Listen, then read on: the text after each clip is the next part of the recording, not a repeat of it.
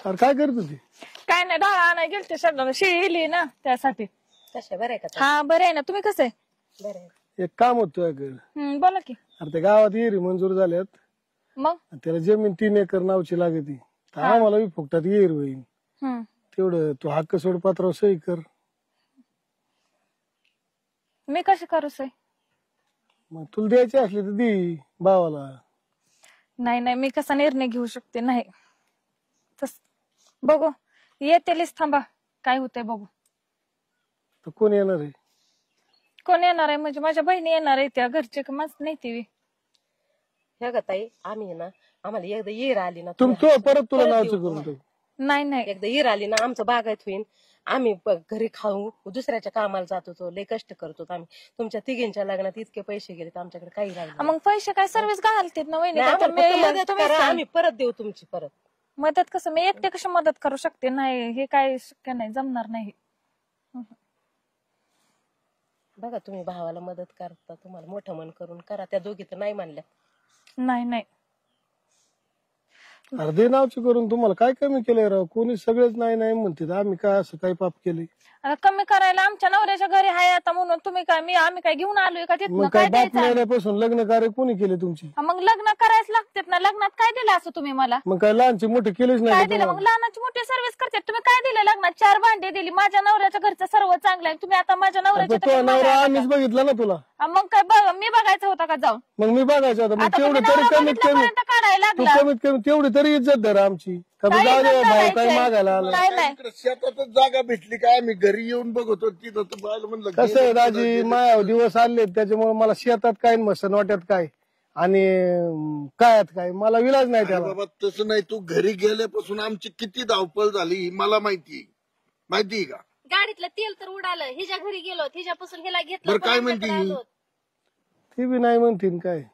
चल जातो दाजी आम्ही. बरं एक मिनिट ऐक ना आता. कुठं जाऊ नको, फिरू नको, काय नको. ह्या दोघीचा काय बी मुद्दा असू दे. चल मी देते माझं तुला. मी पण देते दादा माझं. मी काय म्हणतोय सुरेखा, तू थांब. मी काय म्हणतोय, त्या दोघींची 3-3 एकर आम्ही देऊ राहिला हिचा प्रश्न. हिला द्यायची का नाही द्यायची तिची इच्छा बर का. कारण का आता त्या बहिणी, या 2 बहिणी तिला सांगत्या द्यायची का नाही तिच्या मनावर आहे. आपण तिचा काय जबरदस्ती करू शकत नाही.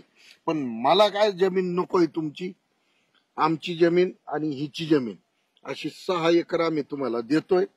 तिला तिचा मनचा प्रश्न बघ. द्या बोलले उपकार होते ना एवढं वेळ. नाही, आम्ही दिल्यातच जमाय आमची. माझी देणार मी तुला. मी आता डोक्यात असं ठरवलं की दिवाळीला आणि पंचमीला दरवर्षी तुझ्याकडे येणार आणि साडीच घालून जाणार. तुम्हाला कसं कमी केलंय? कमी केलं? रक्षाबंधनला तर सगळ्यात भारी साडी घेणार. म्हणूनच मला आता माझ्या नवऱ्याने आई बाप्पा सांगितलं समजून तू येत जा. भाऊ भाऊ म्हणजे आई बाप्पा सारखे तुम्ही तिघी बी येत जा. आई बापा नाहीत ना, तुम्ही 2 जण आमच्या. अरे कावा या तुम्हाला कावा नाही म्हणलं तुम्ही? आमच्या वाटीची जमीन आम्ही तुला देऊन टाकितो, फक्त आमची बोलवणी कर. करीत जाऊ. आम्ही घ्यायला पाठीत जाईन, मी भाषाला पाठीत जाईन, नाही तर भावाला पाठीत जाईन तुमच्या. ऍक्शन. अगं बातम्याला तेव्हा भाऊ लय लहान होता. रोज लोकांच्या इथं कामाला जाऊन आपल्याला त्यांनी सांभाळलं. स्वतः त्यांनी एक दिवस सुद्धा सुखाचा घास खाल्ला नाही. त्यांनी आपल्याला सांभाळलं. एवढं लहान असताना त्यांनी आपले लग्न केले. त्यांनी आपला सांभाळ केला. माझ्या बहिणी सुखाच्या राहावा ही त्याची खूप इच्छा होती बघ. बातम्याला ते आपल्यापेक्षा लहान होता, पण ती शेवटी बापाच्या जागावर उतरला बाप म्हणून. लाज नाही वाटत तुला? त्याला नाही म्हणतीच?